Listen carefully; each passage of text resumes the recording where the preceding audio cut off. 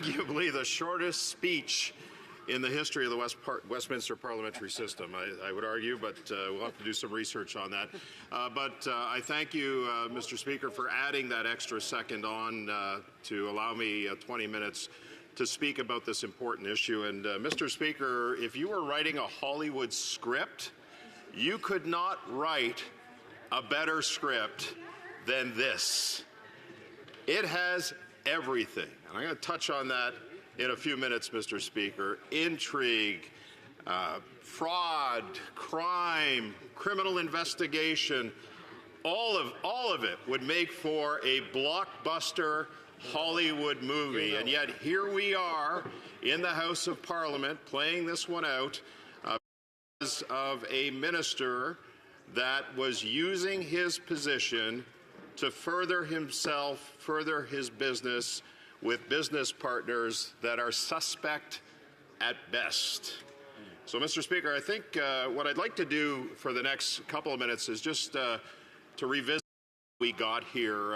As you know, Mr. Speaker, your ruling on the question of privilege that was brought forward by the committee, you agreed that privilege had been breached. There is an appropriate motion that was moved at that time that was effectively calling Mr. Anderson, the former minister's business partner, to the bar to answer the questions that he refused to answer at committee. Now, in the 12th report on the Standing Committee of Access to Information, Privacy and Ethics, I was obligated by the committee as its chair to present this report to Parliament, Mr. Speaker, and it had to do with the compliance of a minister with the Conflict of Interest Act, and it was really, in essence, failure to respond to an order of the committee. And of course, through the SDTC scandal, the fact that Parliament is seized with that privilege motion as well.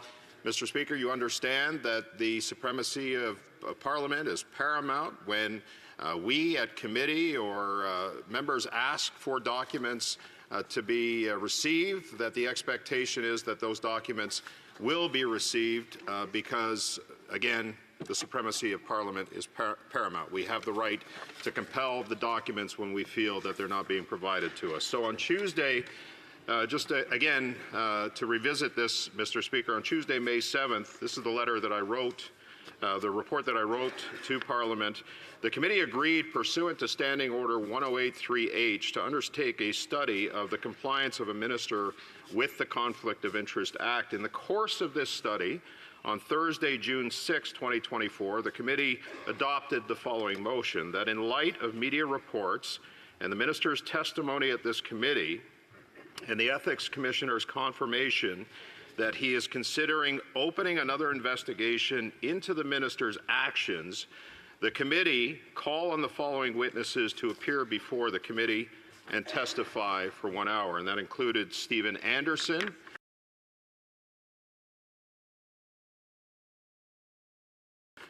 the character in question, and Kirsten Hoon, who was a partner with Global Health Imports. And that the committee requests that Stephen Anderson and the minister produce for the committee all of their phone records, text messages, iMessages, and all instant messages and call logs from all applications from September 8th, 2022, within 7 days of this motion being adopted. That September 8th date, Mr. Speaker, is critical in the context of the information that the committee was seeking in relation to the minister's actions in conducting business that he was not allowed to conduct. Mr. Anderson mentioned that some of the information requested was personal in nature. Fair enough. Requested that this information be guaranteed to be kept confidential, and that in the absence of the guaranteed confidentiality, that he would not submit some of the documents, and in the end, he did not submit any documents, despite the fact that the committee had compelled him to do so through an order. Now, pursuant to the same motion, Mr. Speaker, the committee invited Stephen Anderson to appear before it. During his appearance on Wednesday, July 17, 2024, Stephen Anderson repeatedly said that the Randy referred to in many text messages was an autocorrect. Oh. An autocorrect. Somehow there was a mistake that over 9 occasions by his count, that the Randy in question in these text messages were in fact auto-corrected. There was also some suggestions that it could have been somebody named Randeep. But there were only 3 directors of this company, 2 principals, Mr. Anderson and someone named Randy. So it was highly improbable that there was a Randeep involved in this. And Mr. Anderson, and this is important, Mr. Speaker, he repeatedly refused to answer members asking for the name of the individual referred in the text messages, and that he said that he would consider providing that information on a confidential basis if the committee was to move in camera. Well, fortunately, Mr. Speaker, despite the obstructionist efforts of the Liberal members of the committee, in its wisdom, decided not to go in camera and asked Mr. Anderson to provide the name of Randy. And it goes on further that the committee noted to the Speaker in his ruling, the House of Commons Procedure and Practice, 3rd edition, 2017, at pages 1078 and 79, that witnesses must answer all of the questions which the committee puts to them. It goes on. I'm not going to read. It's in the manual. The committee also noted that on page 1081 that the following is noted in relation to the witness: refusal to answer questions or failure to reply truthfully may give rise to a charge of contempt of the House, whether the witness has been sworn in or not. And that's really the point that we're at right now.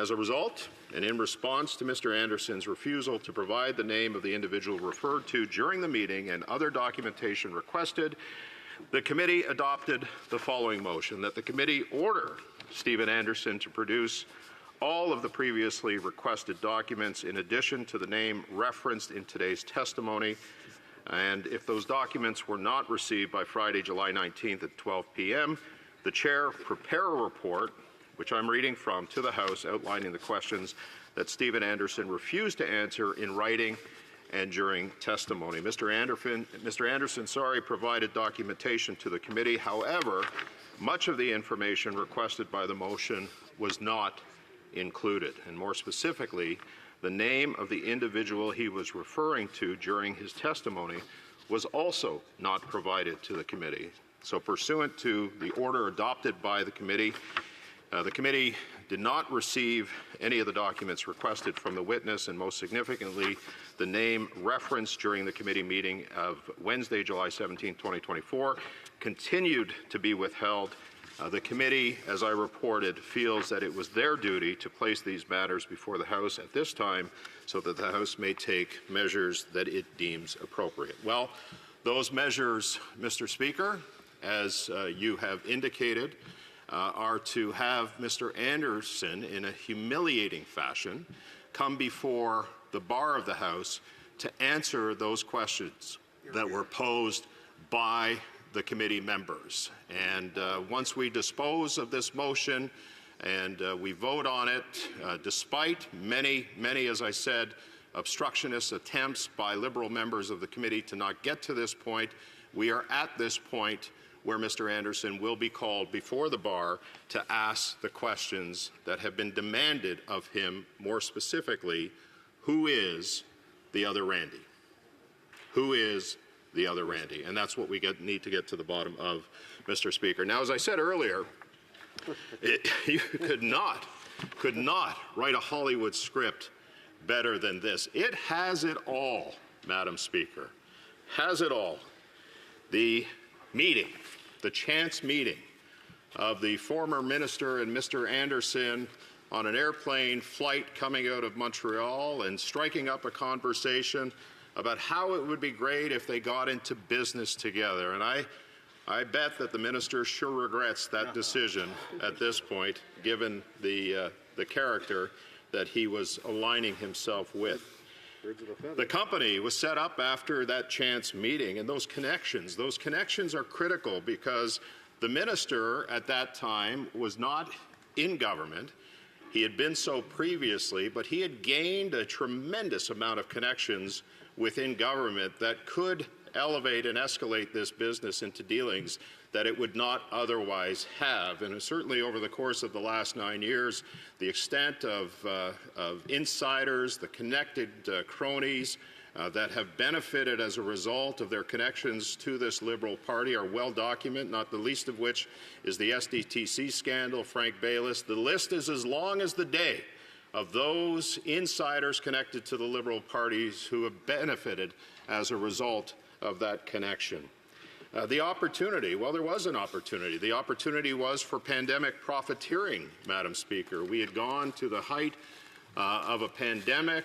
There was procurement that was being done all over the country to try to supply PPE, for example, contracts that were being sole sourced. So the opportunity was there for pandemic profiteering, a perfect storyline for a Hollywood script. The fraud, which we've found out since, Madam Speaker, 7 lawsuits have been filed against the minister's company, of which he was a director of. 7 civil suits for fraud, not supplying material that had already been paid for. In fact, Madam Speaker, one of the last straws, it wasn't the only last straw on this, was the fact that there's a sworn affidavit that was just filed a couple of weeks ago that actually names the former minister as the Randy in question in one of these civil lawsuits.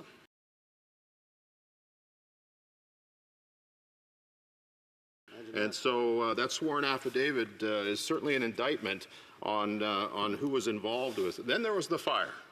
The famous fire at the company that still to this day remains unsolved. How this warehouse was set on fire that housed many of the products that GHI was storing. The cocaine connection, where one of the people involved with this company was it's almost laughable. They were found to be transporting cocaine on an airplane, sharing a mailbox with this company. The cover-up, the extent to which the cover-up went on, and I mentioned that briefly in the information that I provided earlier, but the text messages, the fact that they weren't submitted after they were asked. And Madam Speaker, the importance of those text messages is because Mr. Anderson was directly communicating with the minister while he was at a ministerial retreat in British Columbia. And yet there was denial after denial on the part of the minister, and there was denial on the part of Mr. Anderson, and yet it's been proven through the text messages that they were in fact communicating. Wow. Well, the minister was sitting around the cabinet table. Intrigue. Hollywood script. And I did mention this earlier, but I think it's worth mentioning again, Madam Speaker. We saw many of the Liberal members really trying to obstruct the committee's work on this, whether they were filibustering certain motions. The role of the Ethics Committee as an oversight committee is to get down to the bottom of ethical breaches and violations, whether it's related to the Code of Conduct or the Act itself. And they were obstructing in every way. I finally had a sidebar conversation with the Vice Chair, and I said to him, if you're willing to stake your political career and capital on defending this guy, given the amount of evidence that has been produced before us, the text messages, the civil lawsuits, the sworn affidavit, I said, this is not a hill that I would die on, quite frankly, and we've seen in recent news that they let him go. But again, more intrigue, the money, almost $110 million in contracts, a $500,000 fraud case that's going on for not supplying PPE to a company that had already forwarded the money. And of course, we heard about the Indigenous connection too, Madam Speaker. The fact that the company had claimed an Indigenous connection and be able to submit bids on Indigenous procurement and contracts. And certainly the Mighty Ogo has been dealing with that and other committees as well. But the minister was embarrassingly had to step down as a result, in large part, because of that false claim of the indigenous connection. And I think the icing on the cake on this one, and the last straw, was certainly the police investigation, Madam Speaker. The fact that the Edmonton police are now involved and engaged in a criminal investigation onto this company. I think the Prime Minister had no other choice, Madam Speaker, but to force the resignation and have the Minister stand down as a result of all of those things. A beautiful Hollywood script that would probably be a moneymaker if it was to be produced. Now, of course, if you were to produce a movie like that, you'd need a cast, you'd need an ensemble. So who would some of those cast members be? So, you know, maybe perhaps for Randy, we might look at Stanley Tucci or Jason Alexander from Seinfeld. Stephen Anderson. I thought, as chair of the committee, I saw him come into I think he thought that he was auditioning for a reality TV show.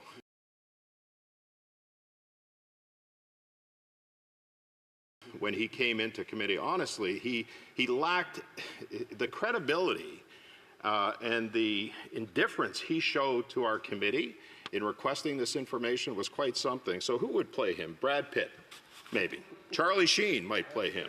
Who would play the chair of the committee? Who would play me? Well, I think Mike Pence would be a good choice, but I'm not sure that the former Vice President of the United States would go. So I'd settle for Tom Cruise if that was the case, and then for the Prime Minister, I'm thinking maybe Kevin from The Office would be a good choice for that. But other ensemble members, Madam Speaker, Rosie O'Donnell certainly would be there. Gerald Depardieu. My favorite actor, Denzel, would be part of that. Ryan Reynolds. We could get Cher in there as well. Macaulay Culkin and Jude Law. I suggest that perhaps for the member from St. Albert, Edmonton, that would be a good choice of actors. And, of course, Dog the Bounty Hunter, because he would be himself, because the committee has summoned both Mr. Anderson and the other one, Papineau, Miss Anderson and Papineau to the committee. We summoned them the other day, so we're hoping. So maybe Dog the Bounty Hunter can find them, because they're nowhere to be found on the radar. But Madam Speaker, seriously, the minister has stepped down, forced to step down as a result of all of the things that I've listed that would make this perfect Hollywood script.